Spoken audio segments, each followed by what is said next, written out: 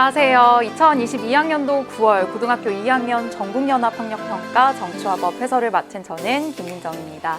자, 우리 친구들 하루 종일 시험 보느라고 정말 고생 많았습니다. 특히 9월 모의고사의 경우에는 여러분들의 선배, 고등학교 3학년, 그 이후 같은 경우에는 평가원 단위의 모의고사이기 때문에 학교에도 N수생 등등등 해서 외부인들이 들어오고 하니까 여러분들도 조금 더 긴장하는 마음으로 시험을 치렀을 것 같다라는 생각이 들었습니다. 자, 시험 어떠셨습니까? 자, 우리 이번 시험의 경우에는요, 고등학교 2학년이 되어서 세 번째로 보는 모의고사였습니다. 물론 학교의 사정에 따라서 6월 모의고사의 경우에는 치르지 않는 경우도 있기는 하지만 공식적으로 보면 여러분들 고등학교 2학년 돼서 보는 세 번째 시험이었고요. 또 고등학교 입학해서 보는 7번째 시험이었죠. 그러다 보니까 이제는 이 하루 종일 시험을 보는 이 학력평가, 모의평가의 시험에 여러분들이 좀 익숙해지셔야겠다라는 생각을 해보았습니다. 자, 우리 이번 정치화법 시험의 출제 범위 한번 체크하고 갈까요? 자, 이번 시험 범위는요. 1, 2, 3, 4 누적해서 쭉 들어가서 대단원 4단원에 중단원 2단원까지 들어갔습니다. 우리가 지난 6월 그 모의고사 때는 여기 대단원 3단원 끝에까지 들어갔었죠. 그래서 보통 아마 지금 고등학교 2학년에서 정치화법 모의고사를 선택하신 여러분들의 경우에는 내신 시험이랑 같이 이렇게 병행할 가능성이 굉장히 커요. 자, 그리고 대부분의 경우에 지금 우리 2학기 개학한 지 한 2, 3주 정도 됐죠. 자, 그렇기 때문에 거의 학교 진도랑 비슷하게 진행되었을 것 같다는 생각이 듭니다. 그래서 지금 이번 시험의 경우에는 내가 진짜 제대로 학교 수업 잘 따라가고 있는지를 스스로 평가하기에 굉장히 좋은 시험이었다라는 생각이 들고요. 단원별로 한번 구분을 해 보았습니다, 여러분들. 자, 한번 쭉 보게 되면 총 20문항 골고루 출제가 되기는 했는데 다소 대단원 1, 2단원에 좀 집중 분포되어 있는 모습 살펴볼 수가 있죠. 근데 그도 그럴 수밖에 없는 게 우리 정치화법은 총 몇 개의 대단원으로 이루어져 있을까? 맞습니다. 총 6개의 대단원으로 이루어져 있어요. 근데 그 중에서 여기 4-2에서 끊겨버린 거잖아. 자, 그러다 보니까 아무래도 특정 단원에서 조금은 더 많이 출제가 될 수밖에 없었고요. 우리가 더 진도를 나아가게 되면 단원별로 조금 이제 나름대로 균형 잡히게 출제가 될 수 있겠다라는 생각이 듭니다.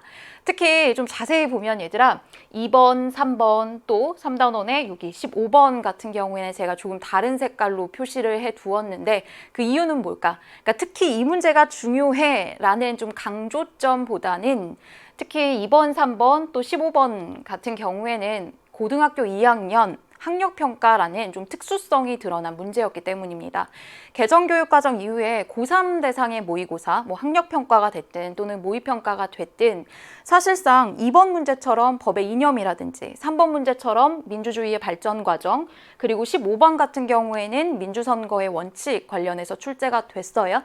근데 단독적으로 고3에선 사실 좀 최근 들어서 많이 물어보지는 않는 주제야. 자, 그렇기 때문에 여기서 살펴볼 수 있는 건 우리 시험은 진짜 아무래도 학교에서 내신 공부를 해나가는 우리 친구들에게 조금 더 좀 그런 특수성이 반영이 된 모의고사가 아니었을까 하는 생각을 해보았습니다. 자, 여러분들 문제들 중에서 특히 어렵게 느꼈을 법한 문항들을 꼽아봤습니다. 근데 실제로 여기에는 적어두지는 않았지만 여러분들 첫면에서 4번 문제 또 굉장히 많이 어려워했을 것 같다는 생각이 들어요.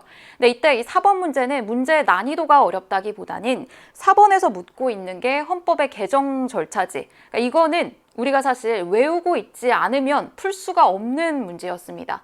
그러니까 여러분들이 보통 이 우리나라 그 국가기관에서 이 개정 절차, 헌법의 그 개정 절차에 대해서 공부를 했을 텐데 이 부분을 한 5월쯤에 공부를 했을 거거든요. 그러니까 그러다 보니까 이와 관련된 교과 지식이 머릿속에서 휘발되어 버린 거야. 그렇기 때문에 4번이 조금 어렵게 느껴졌을 수는 있다. 물론 또 그 이외에도 7번, 우리 이제 법 파트 들어갔어요. 그래서 7번에서 이야기하고 있는 건 불법행위의 성립 요건들. 그러니까 다소 이 불법행위라고 하는 말 자체도 되게 생경하고 낯설게 느껴졌을 거야. 그러니까 사실 우리가 앞부분 정치 파트에서 다뤘었던 다양한 개념들, 뭐 예를 들면은 기본권 같은 것들은 초등학교, 중학교 때 계속해서 반복적으로 다뤘었던 개념들이죠. 근데 여러분들이 정치화법 후반부에 있는 4, 5, 6단원에 나오는 이런 법 파트의 경우에는 법과 관련된 되게 디테일한 내용들을 묻고 있기 때문에 그 내용을 조금 어렵게 느낄 수가 있어요. 근데 막 이제 우리가 법 파트를 딱 처음 공부를 했었기 때문에 그 내용의 생소함 때문에 여러분들이 이 부분을 좀 어려워했을 것 같다라는 생각이 들었고요. 자, 9번 우리나라의 국가기관입니다. 이거 우리 내신으로 공부를 했다면 보통 1학기 때 이 부분 공부하셨을 거예요. 그 당시에 공부했을 때 정말 너무 복잡해. 용어는 왜 이렇게 많고 외워야 될 거 많은지 했었던 기억하시죠? 우리나라 국가기관 무려 5개의 기관을 여러분들이 찾아낼 수 있었어야 돼. A부터 E까지 5개의 기관 출제가 됐었고요. 16번의 미성년자 계약 파트는 실제 고등학교 3학년 수험생들도 굉장히 어려워하는 부분입니다. 계약도 계약인데 미성년자가 맺게 되는 계약이라고 하는 거. 자, 그리고 19번의 특수불법행위 2가지 사례가 나눠서 출제가 됐고요. 마지막으로 20번의 선거제도입니다. 선거제도 같은 경우에는 뭐야, 나 이거 계산해야 돼? 라고 하면서 여러분들 조금 당황했을 거예요.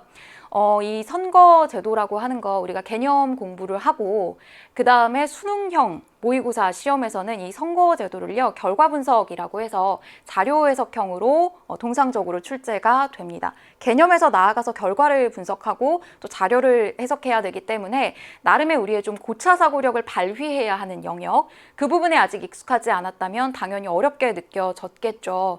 자, 이번 모의 학력평가에서는 선거제도 이전에 6월에서는 단순다수제 그리고 비례대표제 관련해서 출제가 되었다면 이번에는 선호투표제가 등장을 했어요. 그래서 그 부분 여러분들 정말 제대로 공부하지 않았더라면 그 제도 자체도 좀 낯설었을 가능성이 크다라는 생각을 해보았습니다. 우리 이번 9월 학력평가 여러분들 이렇게 생각해 주셨으면 좋겠습니다. 일단 먼저 첫 번째.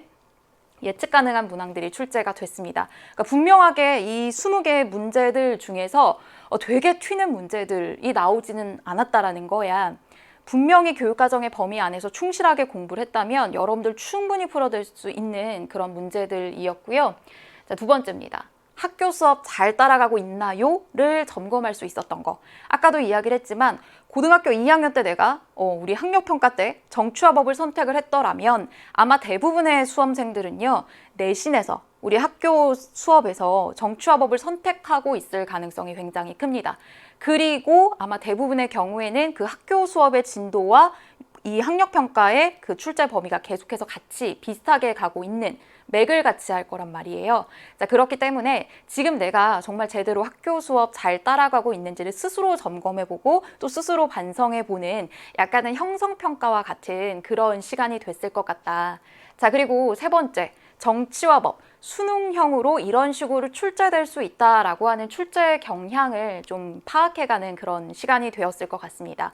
이제 9월이다 보니까 코끝에 슬 우리 찬바람이 막 느껴지기 시작을 해요. 금세 여러분들 고3 되실 겁니다. 자, 그러면 우리 대수능에 어떤 사회탐구 과목을 선택할지를 고민하고 있을 거예요.